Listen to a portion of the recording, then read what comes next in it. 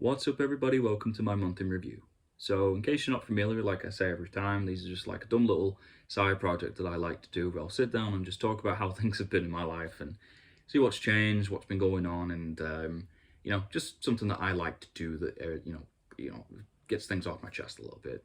People like me doing them, so I carried on doing them. But yeah. So where to start? So probably the last time I did one of these was back in June, which is crazy. I've been meaning to do one for quite a while, but it's been quite hectic, especially this week. Which I'm going to get into. But yeah, the big thing is now I'm finally a homeowner. So this is my new place. I've been here for about 3 months now. Just short of 3 months now, since end of August actually. So I finally own my own home. Put that away. And it's a lot of help from friends and family that helped me furnish this place and get everything done. This is a couch that was dropped off by my cousins, which I really appreciate. And I've got just in my living room at the moment. I've got curtains set up from Amazon. Little Michelle over there, my guitar that I really need to learn how to play. Play mats for clothes and everything, and my little shelves and TV unit. All my nerdy stuff on there. But wow, what a feeling it is to own your own home. Especially, it's just myself at the moment. Then it's just me in this place, just trying to make everything work and everything.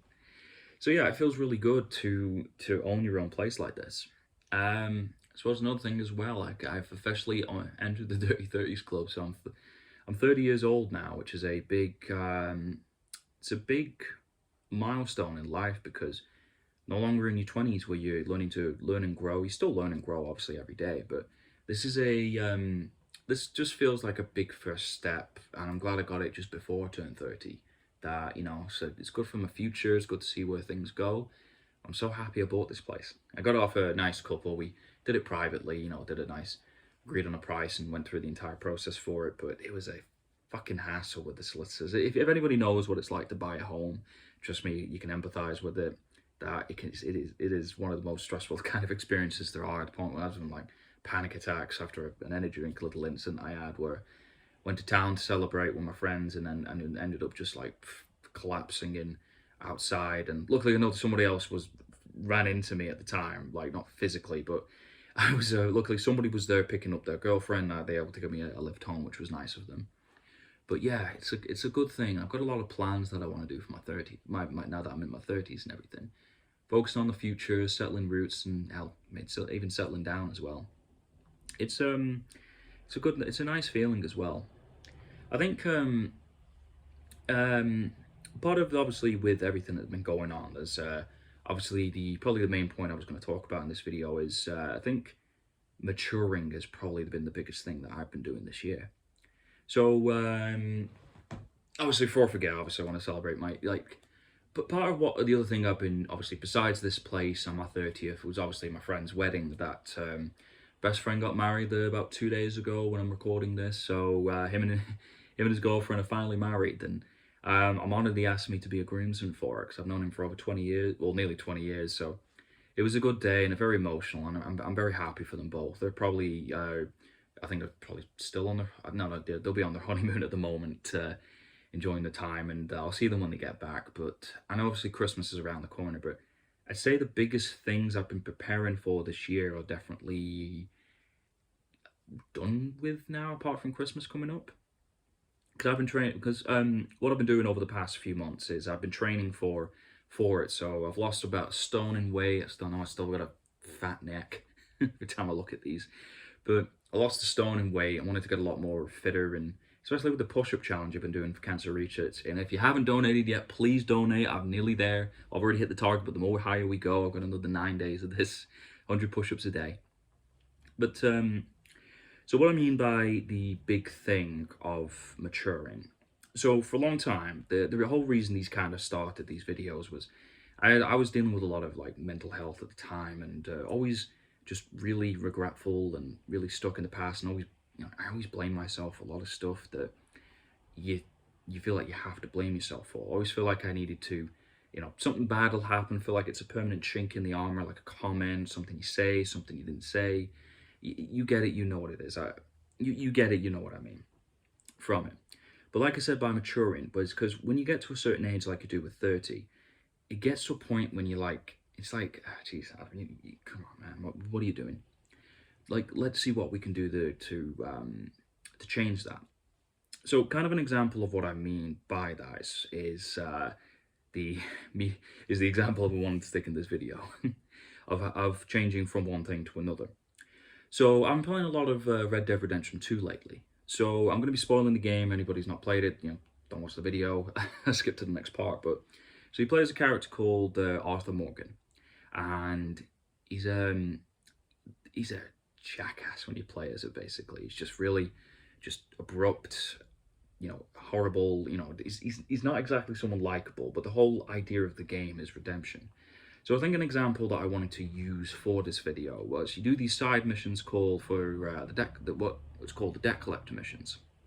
There's a mission where you have to go get back money from a guy called Thomas Downs, and as you can probably see in the bottom corner, Arthur just is going over there. He's intimidating. He's kicking the absolute shit out of him, and obviously let the scene play out for itself here. You borrowed money from my business partner, Herr Strauss. You owe him, you took the money. He wants it back, what's not to understand? Where's our money? I don't have it. Sell your place. We already owe more than it's worth. Then sell your wife, or your family, or something. We ain't your idea of charity. Is that clear? Thomas! So as you can tell, he's not exactly a nice guy, but through that moment where you can tell that Thomas is really sick, and then throughout the game, Arthur unfortunately gets diagnosed with tuberculosis. Not to say lumbago. If anyone's played the game, they know what I mean. But no, he gets tuberculosis. He's coughing, and through his experiences with his limited time, he starts to reflect on stuff of how he used to see things and sees them differently, and it culminates in in another scene where he then has, towards the end of the game, go and grab, do the debt collector missions for yet again, but his response is very different this time, as you can see. So he's has to go collect off a widow, and he's just really regretful. He understands what he's doing is wrong, but he goes completely against it. So case in point, here it is. There ain't nothing left, mister. I just wanted to say the debt's canceled, and here, take this. It won't bring your husband back, I know. You need money and I don't. Well, you're a good man. I just wish you'd done it before he worked himself into the grave.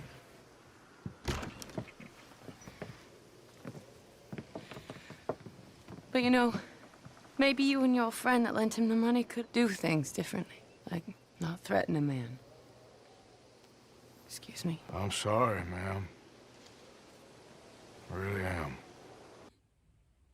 It's a powerful scene to me, that he realizes the error of his ways and he's trying to make amends for what he did, which he does towards the end of the game, where he saves the other main protagonist of Red Dead Redemption 1. But obviously, you get the idea of the story. But that was an example I wanted to use of how you see one thing and then you change it for another. For me, for the kind of guy that I always used to be, was there was nothing. I felt like I needed to redeem myself for these kind of things, but you didn't do anything wrong. It was just your perception of it, which is a key thing. It's how you perceive the event, and it's just having more confidence in your own ability and your own way of doing it. For example, so kind of what I've been working on over the past year, and I got a book just from just on my birthday that I've been reading for about 2 months. That's been helping me. So I'm a guy that has a lot of generalized anxiety. I am a worrier about everything, and social anxiety. Those two mixed together do not help. So I'm a guy that always compares himself with people. I get jealous. I get nervous, thinking, oh my God, that was, if I'm not invited to this event, it's not going to lead this towards your future. Or, if you say the wrong thing, you think this person's not going to be your friend, and then you're not going to meet people through this people, and then this, and then that. What will people think of you? And it goes on and on to unrealistic standards, for example. So, for example, one of the books that I've been reading is Generalized Anxiety and uh, and How to Overcome It, essentially. That book has been very good, as in it's helped me to realize and see things differently. That it's not it's what's called hypothetical worry, is what the book refers to, which I've just described then, which is you think one thing will happen and then your mind goes in about a million different directions with it. And I'm not ashamed to admit that, yeah, it's something that it's always been there for me from past experiences where you told one thing and then you left to your own devices to let it fester instead of actually maybe having the what I like to call the real talk, where you sit down with a friend or by yourself and you go through it in a calm and rational way of how you those instances. Essentially, you therapize. If that's I can't even get that word. You do therapy on yourself is a better way to do it. So I've been working on the book for about I don't know, about, like I said, 2 months near enough now, and I need to read a little bit more. But like I said, it does help because I worry about everything. I worry about my job. I worry about my friends. I worry about this. I worry sometimes, like when I'm at work, if people don't like me, and I'm just like, you haven't really done anything, but it's still something that festers. Like with my team, I love working with these people. I just don't want them to think that I'm a bad guy in any way. Now, but I guess for an example from it, then, 'cause I've been living at home. I'm at home a lot, so I'm watching a lot more TV. If you ever watched the show Inside Job, it's they've just brought out season 2. There's a character called Brett that's very like me. He's a yes man. He's just constantly worried about what people think of him, and he's always just like he always like adapting himself to other people's situations instead of having his own opinion and being confident about it. Brett Hand, thrilled to be serving whoever gives me approval. I'm not like you, Reagan. I physically need people to like me. Just like I'm gonna figure out a way to impress PJ and Squoo and get to level 6. Because I need everyone to like me and I freak out if they don't. Brett, why do you care about those guys? They pushed you in a ventilation shaft and covered you with rats. But that's okay, you know. And this isn't all like let's feel sorry for Adam. This is just good to talk about it in a way, the way I choose to. These aren't things that I feel embarrassed about or regret making these kind of videos, because like I said, if people see it in a different light, and it's good for me to just verbalize it and makes you feel good about it. You know, makes you feel good that you've got it out there, and it's just not that big of an issue to you anymore. But it's definitely something I'm working on a lot more. It's just the process for it. It's not easy.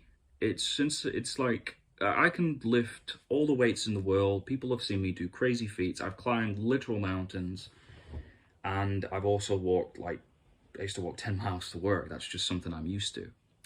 But the hardest thing for me is to confront those issues and insecurities I have, because it's never easy to look at yourself in a bad light. I'm not saying that as an excuse. I'm saying that as in I'm just saying that as just part of the process. Whenever you want to change, that it is difficult.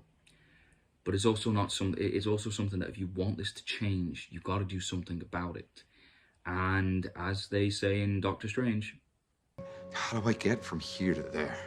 How did you get to reattach severed nerves and put a human spine back together, bone by bone? Study and practice, years of it.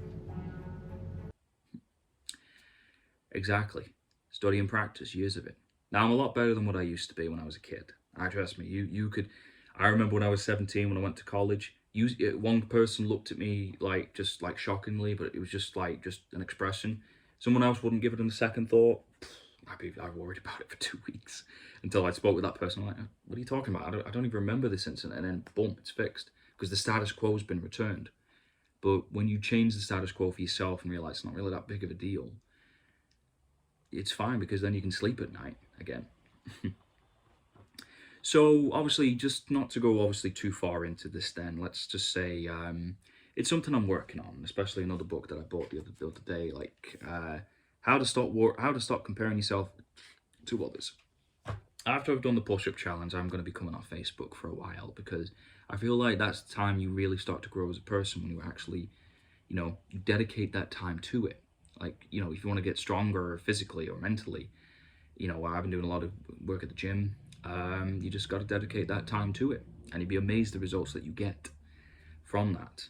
Sometimes you won't even notice when it happens. And that's what I'm going to be doing throughout 2023. I'm going to focus on getting myself better. I'm going to make the best of the short time I have left on this planet. And I'm going to not, I suppose, like you said, not take for granted. Like, I have a great bunch of friends. I appreciate my friend that always been there for me. I'm always grateful for the things I do have. And that's what I'm starting to see more of. A friend invited me to his fire nights. My friend with the kids, I refer to them as, I don't name names in these kind of things, you know, I don't know how people react to it. It's not fair on them. But third person's fine. And also my friend who invited me to be a groomsman at his wedding, and my friends I go to the pub with and play poker with, and, you know, my family, I appreciate all of them. I guess I'm happy. I'm happy for the first time that I've got a legit smile on my face instead of a forced one.